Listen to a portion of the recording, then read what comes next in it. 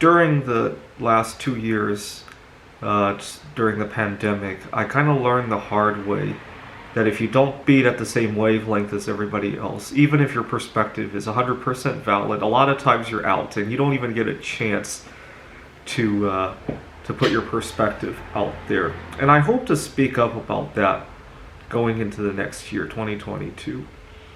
Now, most of the peers that I work with are happily married or at least in committed relationships.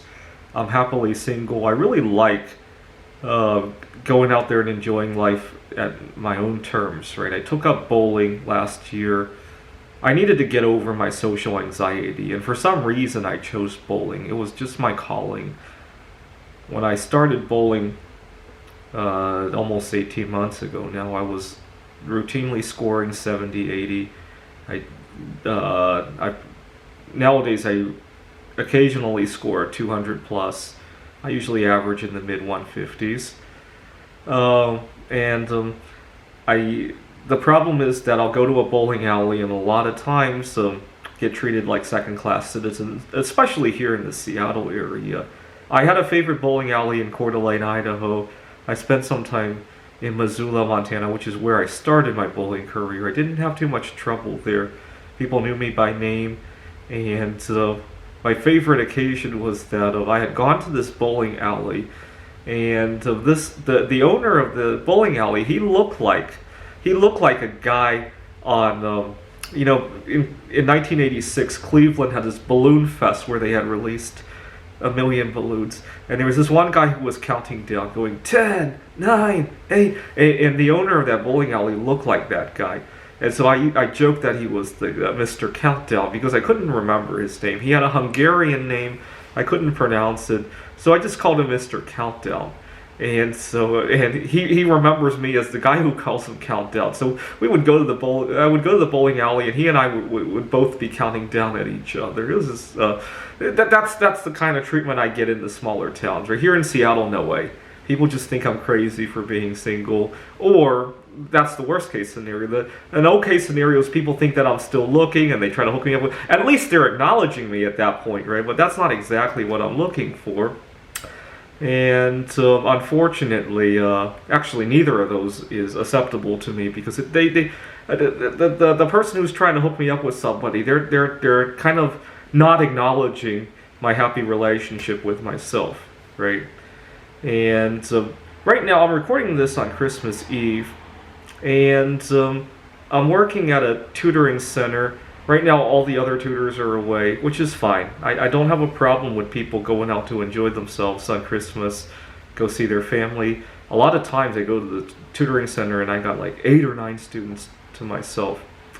Now, that's fine. The problem I have is that Christmas might not mean so much to me. Well, I care about my family, but all year round, right? At Christmas really is just one day out of the year to me.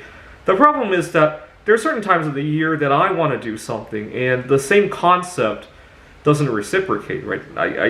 If I tried to take 2 weeks away from the tutoring center, it might be hard for me to come back, right? The hours might be assigned to somebody else. You get the idea, right? I would love, in an ideal world, right, January, February, those are pretty challenging months for me. I would love to go away for 2 weeks to Phoenix, Arizona, right? I don't think I could swing that easily, right? But I don't understand why, right? I can fill in for other people during Christmas, which I don't mind doing, right? Again, I don't mind. Even when I have 8 or 9 students who are out of control at the tutoring center, I just wish that it would go in a two-way street, right? Now, I also have a big problem with people who care about what I eat. I'm very satisfied with what I eat. So every day I go on a 16-hour fast. Occasionally I go on a 40-some-hour fast. And when I'm eating, I tend to choose very healthy foods, right? I avoid sugar, I avoid additives. I've never missed any of that stuff. Unfortunately, people miss it on my behalf. And that's a big problem for me.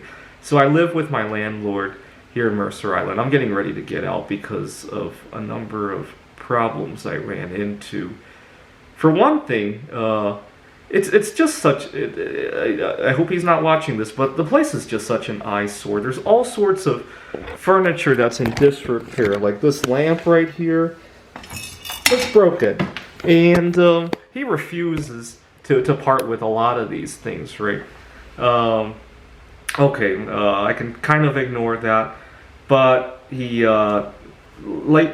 comments a lot when I use the kitchen. I can't use the kitchen anymore. I end up going out to eat almost daily because when I use the kitchen, he's always commenting on my choice of food and how tasteless everything is.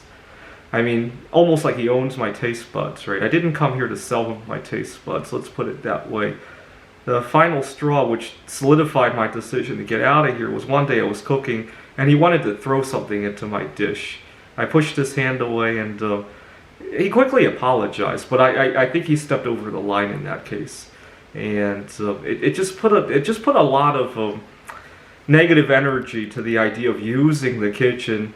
And for a time, I had such a hard time talking to him that I would get a container to urinate in, and then I would pour it out when he's not around. Not because he was saying anything inappropriate. I just felt like I didn't have the peace anymore, especially living in Mercer Island. Right, the whole reason of moving to Mercer Island as opposed to Bellevue or Seattle is to kind of get away from all the chatter in life, right?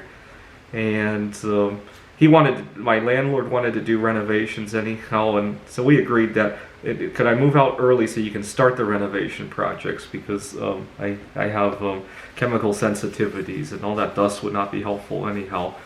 And so that's good. That's good. At least he gets to do the renovations. I get to get out early. But that's the problem. Like, why does what I eat or not eat bother you, right? Do you feel my sense of taste, or what is it, right? And I mean, I could certainly understand other like if you're bothered by me being solosexual because you like me or something like that, or you want to see me in a relationship in some regard, I can kind of understand that part. But what I eat, really, right? Anyways, I often feel like I just don't fit, right? I really enjoy what I eat. I enjoy who I love. Leave me alone to my own devices to do that, right?